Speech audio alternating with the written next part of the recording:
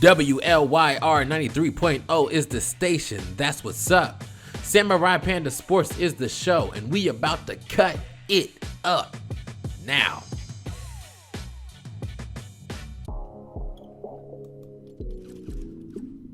All right, this is different.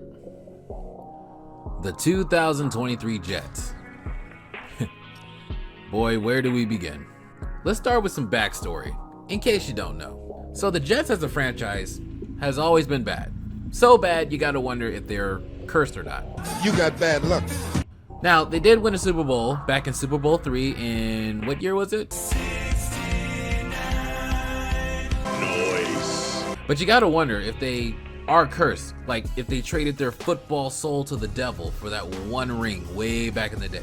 What year was it? 69, dude!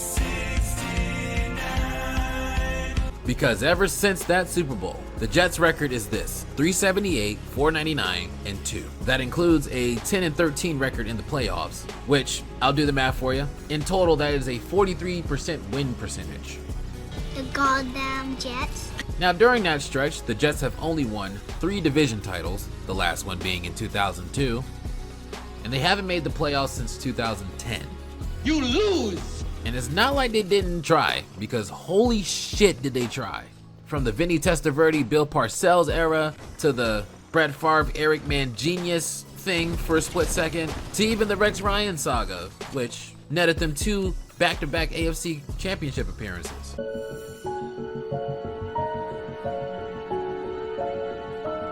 But the Jets will always be the Jets. The goddamn Jets. And they can't catch a break to save their lives. The football gods just continually kick them in the balls. Ow, my leg! This is the worst pain ever! Go, go! Ah, ah, ah, ah, ah. You got bad luck. So fast forward to 2022, a year removed from the number 2 pick in Zach Wilson kind of shit in the bed a little bit in his rookie season. Didn't show that quite flash. So they went elsewhere, but they eventually turned back to him due to injury and whatnot. And let's just say it didn't really go well. Highly disappointing season, 7-10. Now, although it was a losing season, the team did show a lot of promise. Defense was top 10 easily, with Defensive Rookie of the Year in Sauce Gardner. Also the Williams brothers in Quincy and Quinnen, who they just extended. They had DJ Reed, they had Jordan Whitehead, and CJ Mosley. And then flip the script, the Jets also had Offensive Rookie of the Year in Garrett Wilson. And then you also had Breece Hall, who was making his claim for Offensive Rookie of the Year before he went down with injury. So, everyone's consensus, including the front office, was that, hey, the only thing missing was a quarterback, right? Wrong! Unfortunately, they will find out soon enough that there may be some other things that need work. But nevertheless, the Jets went for broke. But how broke are they now? Let's start with Aaron Rodgers. So to get an idea of how last season went, here are all of the quarterbacks that started for the Jets last year. Joe Flacco, before his Flacco-sance. Zach Wilson, who didn't really look great at all. Mike White, who filled in nicely for a backup until he started to literally crumble. And a Chris Streveler. Who? Yeah, it was pretty rough last year, but you could see the potential there. So the Jets decided to go back on the Green Bay merry-go-round and try another Packers quarterback, Hall of Fame quarterback, I should say. Oh yeah, back in 2008, the Jets added Brett Favre, which only lasted about a year and had one of the weirdest seasons ever. By the way, the Jets finished 9-7, third in the division, and Brett Favre went to Minnesota the following year. And there was a cell phone thing, which the less said about that, the better. Aaron Rodgers, 4-time MVP winner. He was pretty much done with the Packers. Last year just showed it was time to move on. He was just out of it. And the Packers needed to see what they had in Jordan Love, which that's starting to look pretty good. And he can pass! So the breakup finally happened. After months and months and months and months and months of waiting, including a darkness retreat and probably one of the most failed FaceTime calls ever, the Jets made the move. Traded away a bundle of picks, including a first rounder, which they got one back in return. But now Rodgers is wearing the green. A different number, but wearing green. So now, the offseason. So before, during, and after the trade, there were a lot of moves that were made. On paper, these moves didn't raise any red flags or anything. I mean, they wanted to make Aaron comfortable and treated him like a savior pretty much. Hallelujah! Holy shit! So let's break these moves down. The Jets needed an offensive coordinator, and why not get the guy that helped Aaron Rodgers win back-to-back MVPs in Nathaniel Hackett?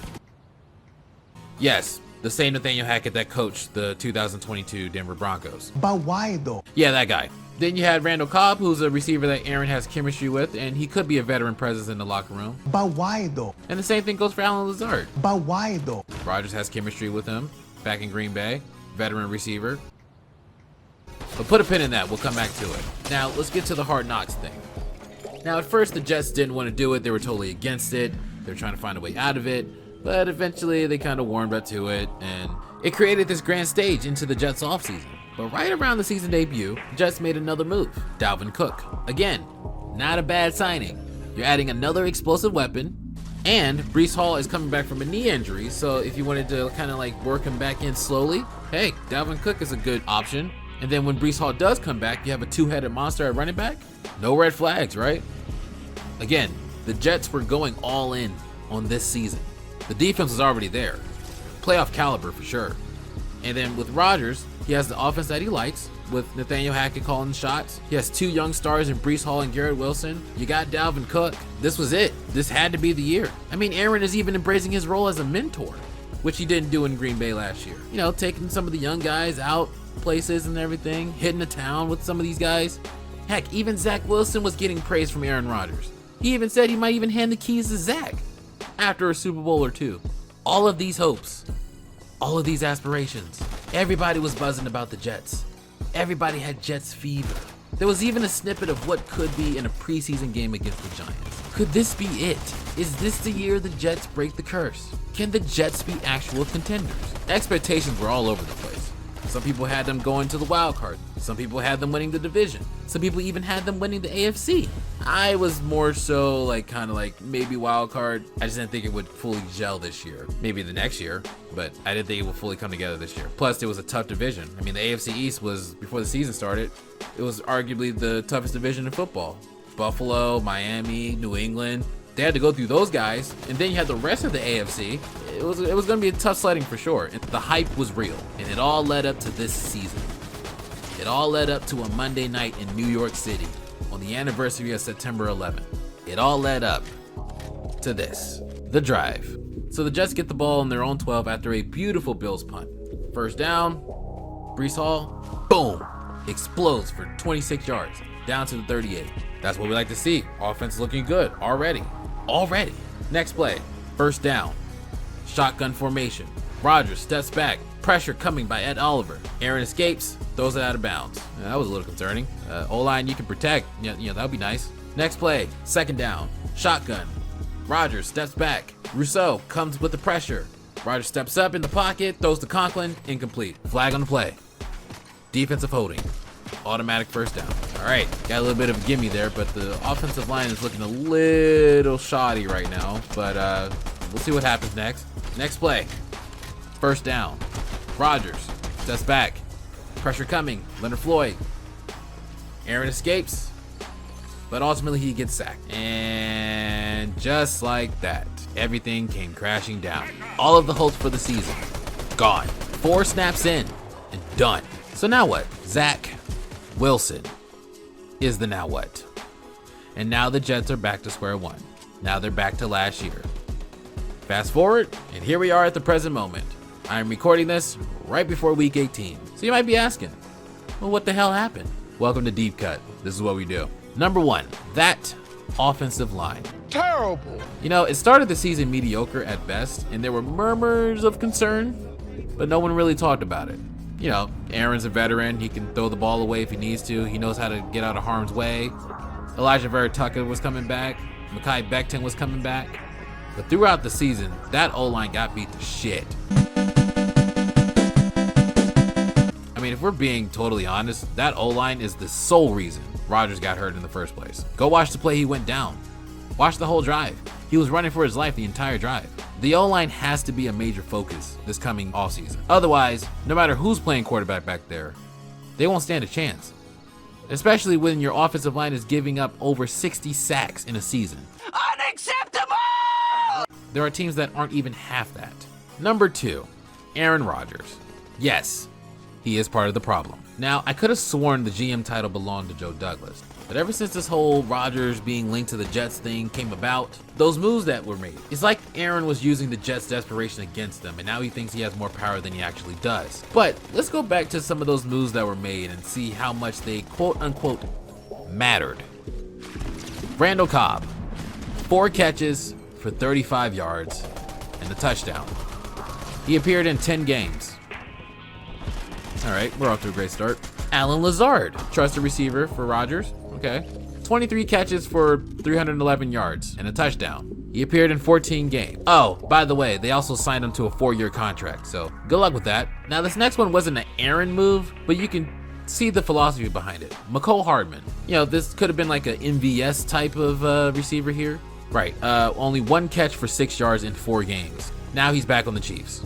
Oh, Dalvin Cook. What about Dalvin Cook? Right, that was the wow move right before the season started. Right.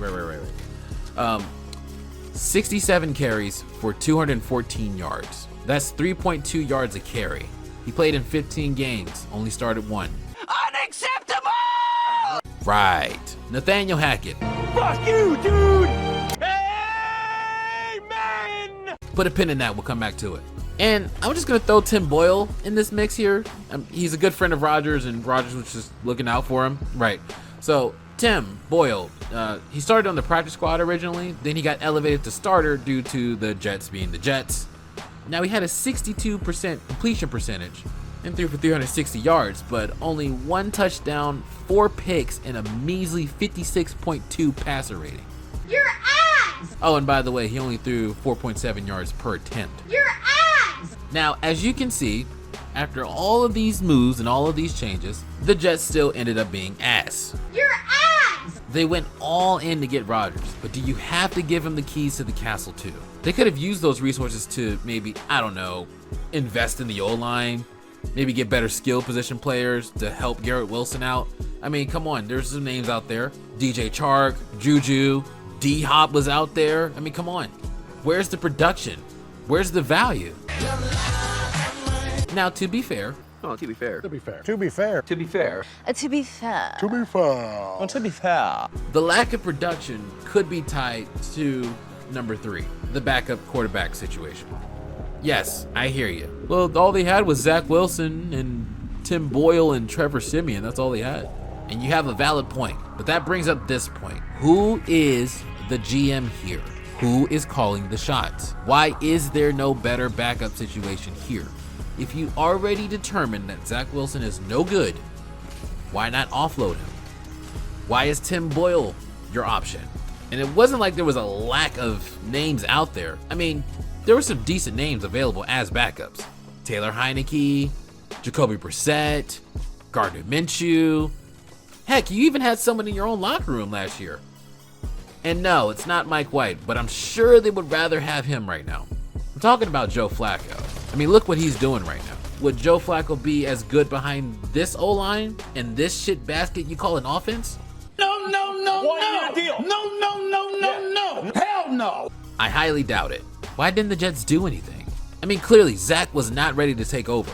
I mean, no one expected 4 snaps and over with already, but heck, at least bring in a veteran backup or something. It's like the Jets went into the season thinking that there was no chance Aaron could get hurt and everything was just going to be this magical fairy ride. Like, what if it was like a hand injury or a high ankle sprain, which seemed to be pretty common this year? Rodgers is almost 40. He's pushing 40. I don't care how much magic mushroom juice he drinks. He's not invincible. He's not Superman. You got to plan for worst case scenario. And it's also up to your coaching staff to coach your guys to be ready at all times because, you know, injuries happen. And it's up to your coach to scheme an offense based on your personnel, which leads me to number 4. And this is the one that kind of ties everything together for me. Nathaniel Hackett. This offense sucks ass. Here is a stat that may give you an idea on what I'm talking about. So the entire Jets offense has 4,312 yards. Okay, that's passing, rushing, and receiving combined. Okay? Tua is leading the league in passing yards at 4,451. I'll do the math. That's more. Tua has more passing yards than the entire Jets offense combined. Unacceptable! Need more proof? Okay, here's another stat.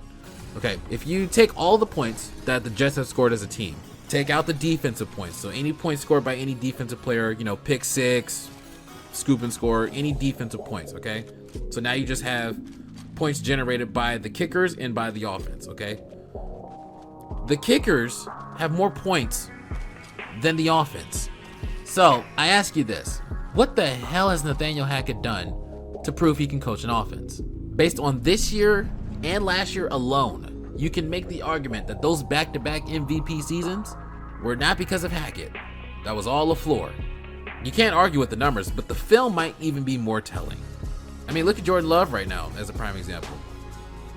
That's without Hackett and without Aaron. But it's like the offense was allergic to scoring. Like if they scored, they would have broke out in hives or something. It was like the plague. And then you expect me to believe that when Aaron Rodgers comes back this offseason fully healthy, Nathaniel Hackett just immediately just figures out an offense? No, man. What type of shit is that? A good coach adapts to the situation. Injuries happen. So you got to come up with a game plan based on your personnel. And then you learn from your mistakes. For example, Kevin Stefanski in Cleveland. He just clinched a playoff berth by beating the Jets, ironically.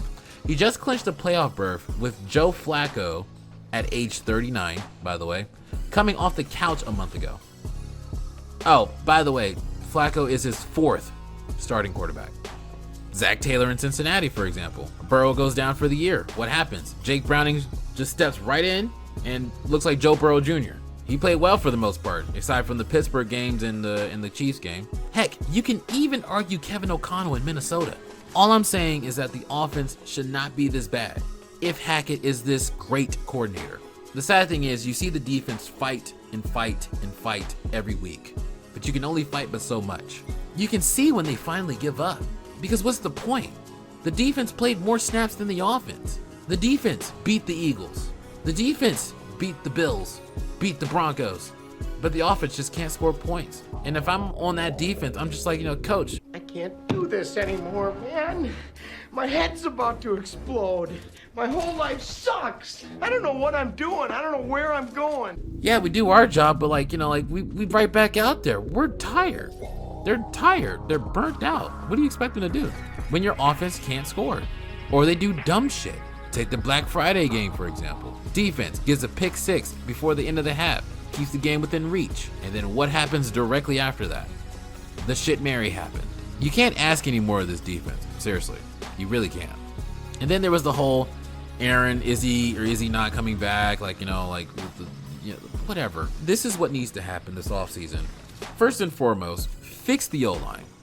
And pronto, okay? Otherwise, whoever's playing quarterback back there isn't going to survive, okay? You got to fix that O-line. Second, no more Aaron Rodgers as part-time general manager, okay?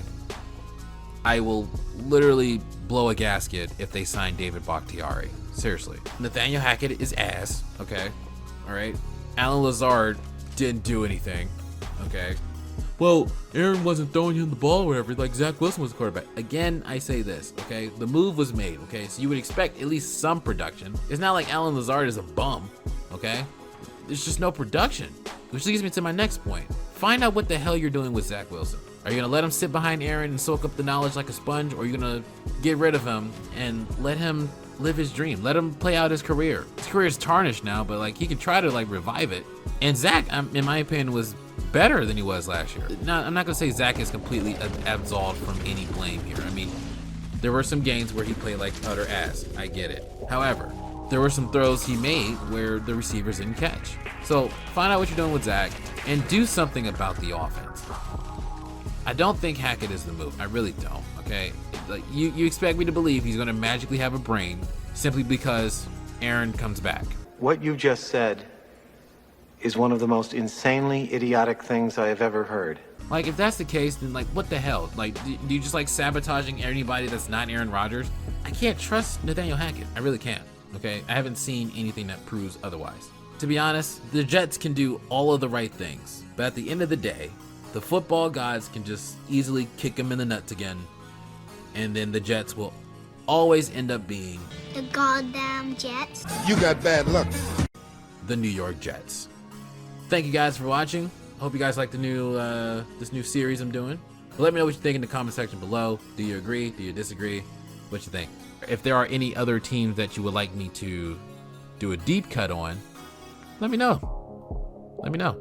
I do plan on expanding to other sports. It's just NFL has been just like a fucking firestorm this year. So yeah, make sure you smile today. Make sure you give somebody a hug today. Keep your head up, keep negativity down. And on that note, let's get up out of here. WLYR 93.0 is the station. That's what's up. Samurai Panda Sports is the show. Don't get cut like the Jets just did. I am your host, Lyricist the Kid, signing off. And we out.